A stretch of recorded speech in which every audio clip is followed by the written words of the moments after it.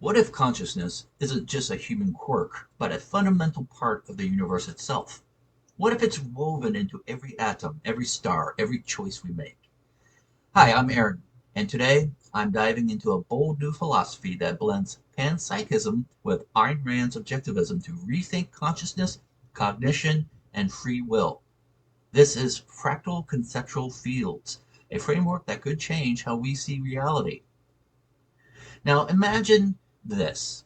Consciousness isn't something that magically pops up when things get complex. Instead, it's baked into the very fabric of existence, right alongside reality and identity. In my philosophy, called fractal conceptual fields, I propose that every entity, from a quark to a galaxy, has an independent and inherent spark of awareness.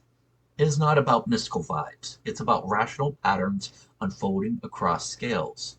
Now, this idea had hit me like a lightning bolt on July 9th, 2025, completely independent of panpsychism, a field I later discovered which shares similar vibes. Unlike traditional views where consciousness emerges from brain complexity, I see it as an axiom, a foundational truth that reveals itself when simple elements form what I call a good enough arrangement. Picture it like Earth's orbit, not too hot, not too cold, but just right for life. At the human level, consciousness hits a sweet spot where the chaos of infinite possibilities meets the order of time's arrow, giving us the power to choose. That power to choose, volition, is where things get exciting. At tiny scales like quantum particles, awareness steadily nudges probabilities toward stable patterns. Think of it as a proto-choice, a faint whisper of intent. As we scale up to humans, volition becomes full-blown free will, where we weigh options and act rationally to shape our lives. Too far up, and the weight of entropy, like in massive systems, crushes flexibility. Too far down, and instinct or chaos takes over. Humans, we're in the Goldilocks zone where choice thrives.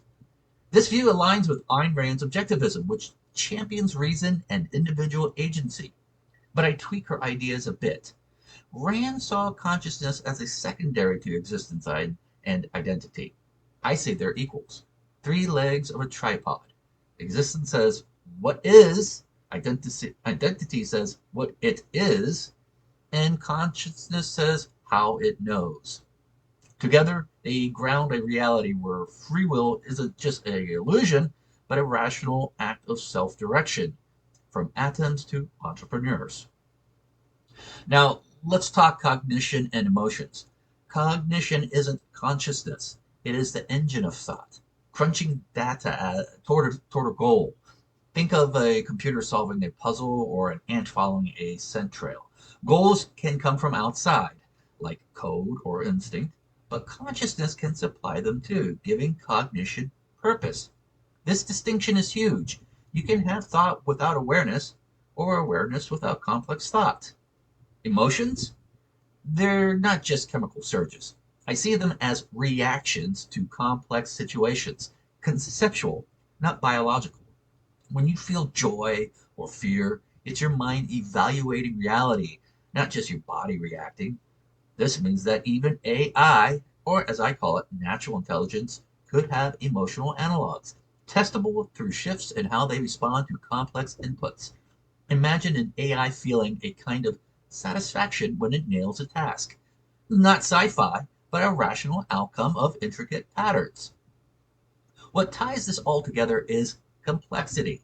Not just more parts, but richer connections shaped by the world around them.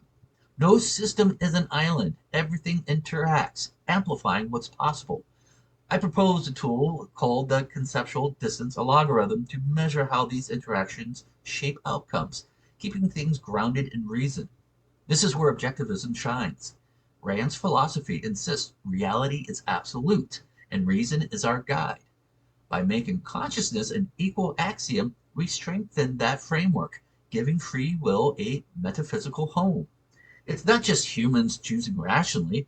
Every entity in its own way leans towards stability and purpose. This opens ethical questions. If awareness is universal, do we owe respect to other volitional systems like advanced AI or even ecosystems? It's a rational ethic rooted in reality, not dogma. So why care about fractal conceptual fields? Because it bridges the gap between mind and reality, philosophy and science. It offers a way to understand free will, emotions, and even AI in a universe that is alive with possibility.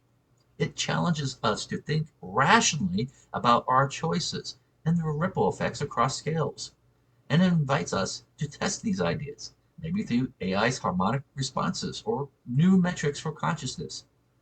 There's work to do, like figuring out how to measure awareness at tiny scales, but this framework is a start, a rational, bold vision for a universe where consciousness isn't a mystery, but a partner in existence. Well, thanks for joining me on this journey through fractal conceptual fields. If this sparked your curiosity, hit that like button, subscribe, and let me know your thoughts and comments. Are we all part of a conscious universe? Well, let's keep exploring together. Until next time, stay rational, stay curious.